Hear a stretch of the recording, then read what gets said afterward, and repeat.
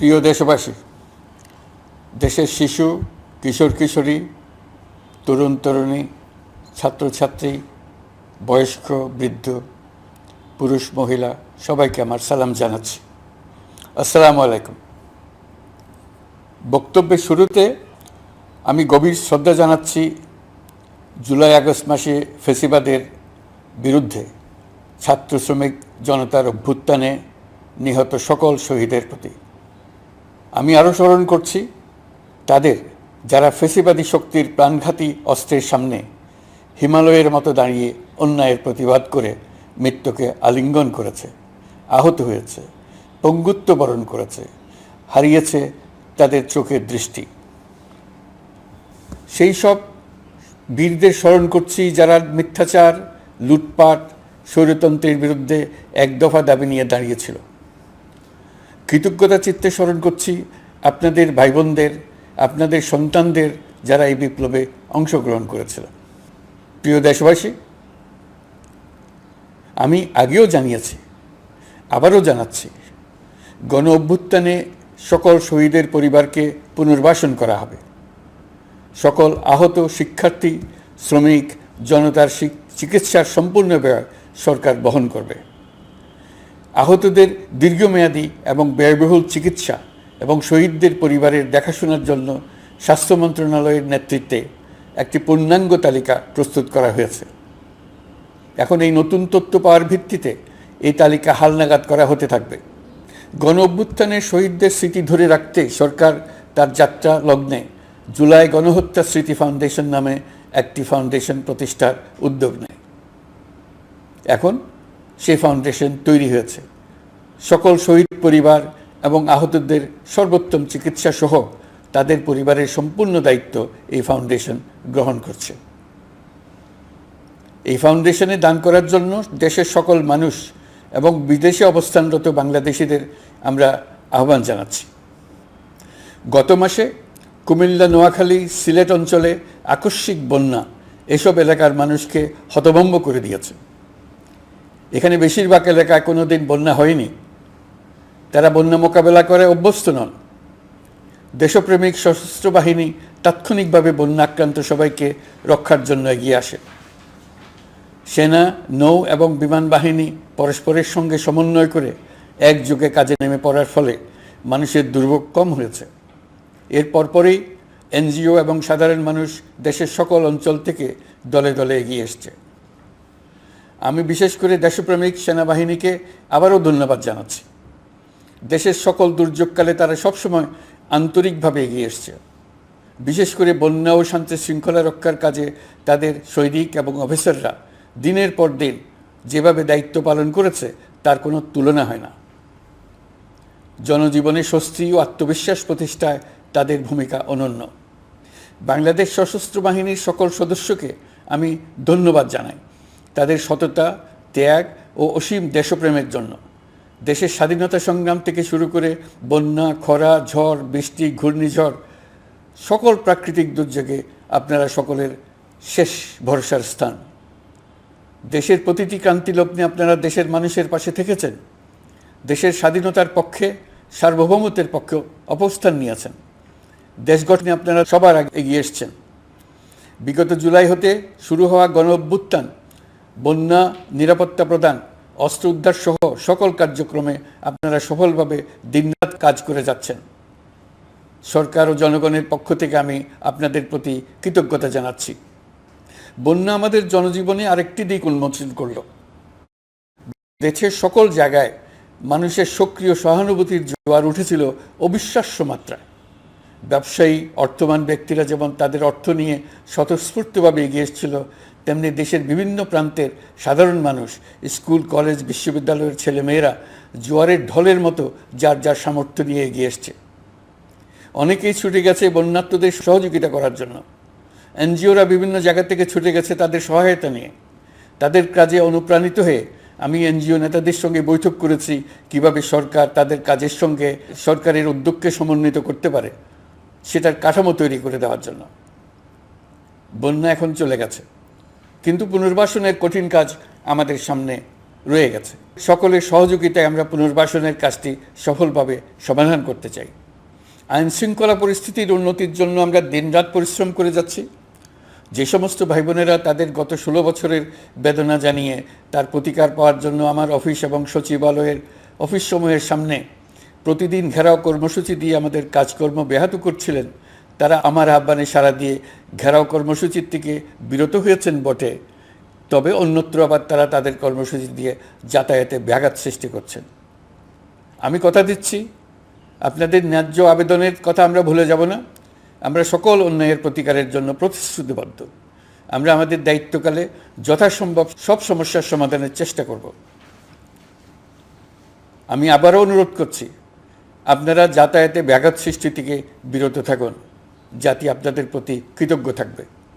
তৈরি পোশাক, ওষুধ শিল্প, এসব এলাকায় শ্রমিক ভাই বোনেরা তাদের অভিযোগ জানানোর জন্য ক্রমাগতভাবে এই শিল্পের কার্যক্রম পরিচালনা বন্ধ রাখতে বাধ্য করছেন।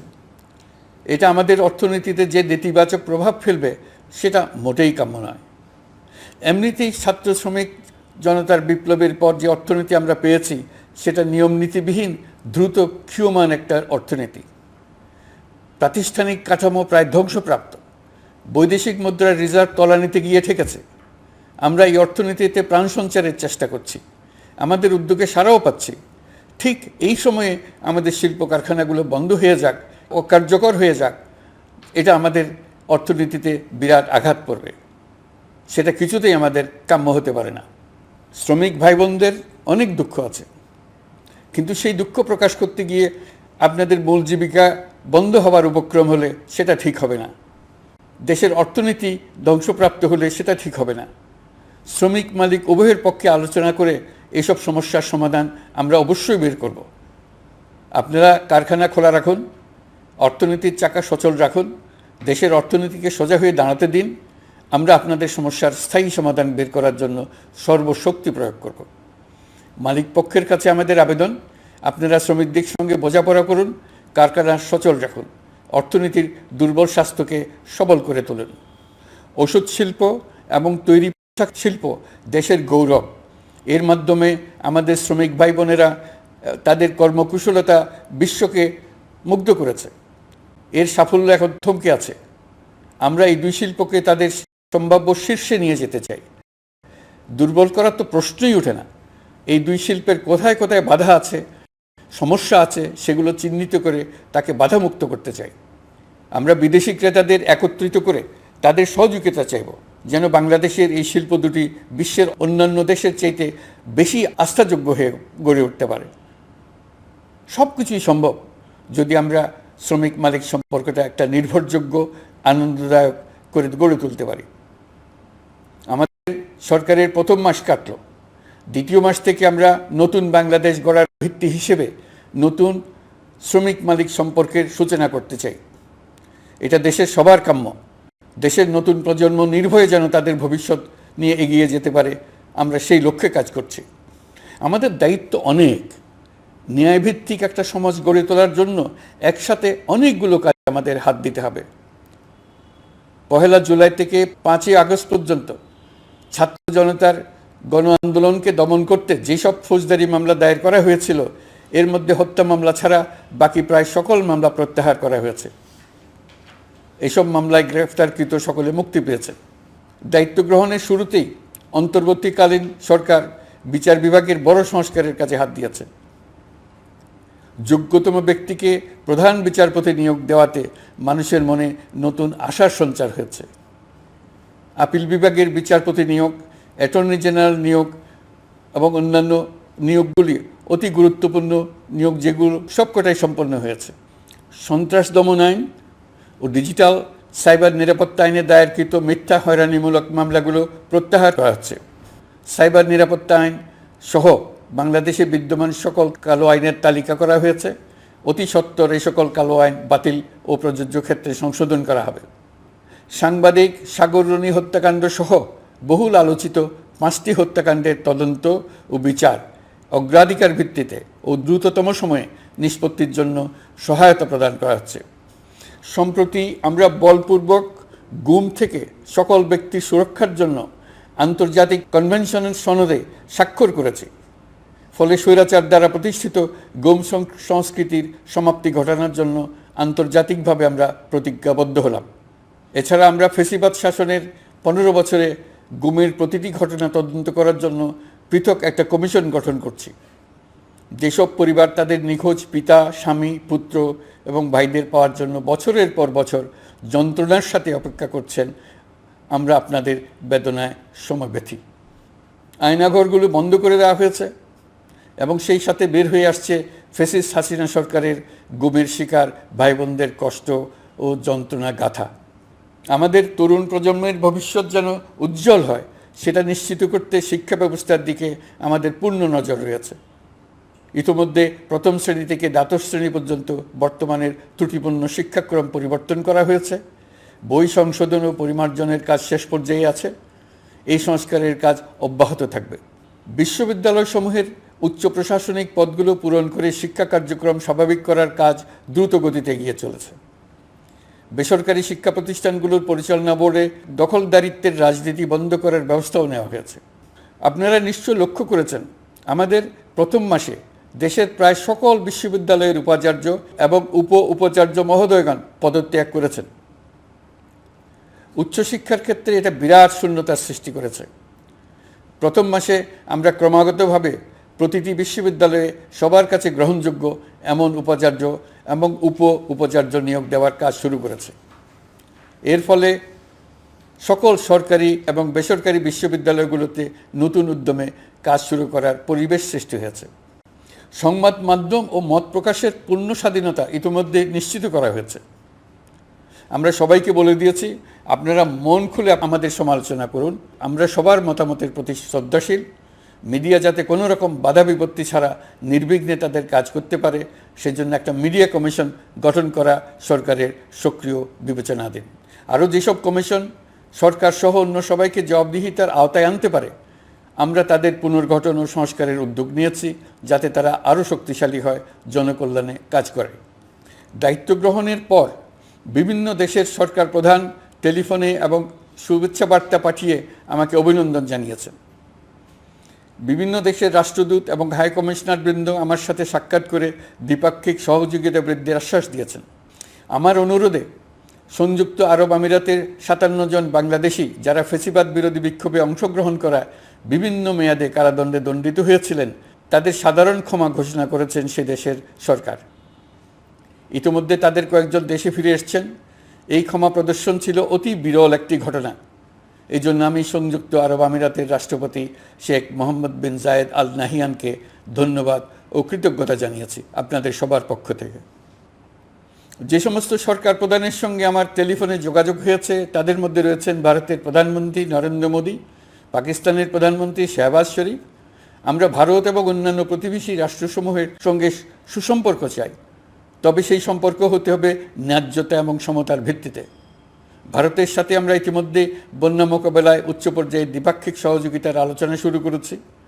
দক্ষিণ এশিয়ায় আঞ্চলিক সহযোগিতা বৃদ্ধির লক্ষ্যে আমি সার্ক রাষ্ট্রগোষ্ঠী পুনর্জীবিত করার উদ্যোগ নিয়েছি। আমরা চাই আমাদের দেশ যেন একটি গণতান্ত্রিক দেশ হিসেবে বিশ্বের কাছে সম্মানের সাথে পরিচিত হয়। দেশের পরিকল্পনা যেন দেশের মানুষকেন্দ্রিক হয়, কোনো নেতা বা দলকেন্দ্রিক না হয়। আমরা স্বৈরাচারী হাসিনা সরকারের অহেতুক কোটি কোটি টাকা ব্যয়ের প্রকল্প বাস্তবায়িত হতে দেখেছি, যেগুলো কখনোই দেশের মানুষের জন্য ছিল না, বরং এর সাথে জড়িত ছিল কুৎসিত আমিত্ব এবং বিশাল আকারের চুরি। চলমান এবং প্রস্তাবিত সকল উন্নয়ন প্রকল্পগুলোর যাচাই বাছাই করার কাজ ইতিমধ্যে আমরা শুরু করেছি।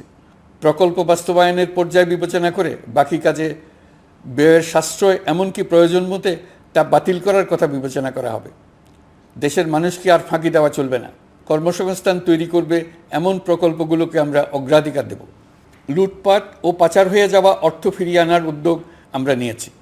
আর্থিক খাতে শৃঙ্খলা ফিরিয়ে আনতে একটা ব্যাংকিং কমিশনও গঠন করার উদ্যোগ নেওয়া হয়েছে। বিভিন্ন ব্যাংকের পরিচালনা পরিষদ পুনর্গঠন করা হয়েছে। ব্যাংকিং খাতে এই এক মাসে বিরাট পরিবর্তন এসেছে, আপনারা নিশ্চয়ই সেটা লক্ষ্য করেছেন। আমরা এই খাতে নিয়মনীতি প্রতিষ্ঠা করতে পেরেছি। আরও অনেক কাজ বাকি রয়ে গেছে। প্রথম মাসের কাজ হিসেবে শুধু প্রধান কাজগুলো করেছি, তার সঙ্গে রয়েছে আরও অনেক পরবর্তী কাজ। ফ্যাসিবাদী সরকার লুটপাট করার জন্য নতুন করে 60,000 কোটি টাকা ছাপিয়ে বাজারে ছাড়ার কারণে মুদ্রাস্ফীতির শিকার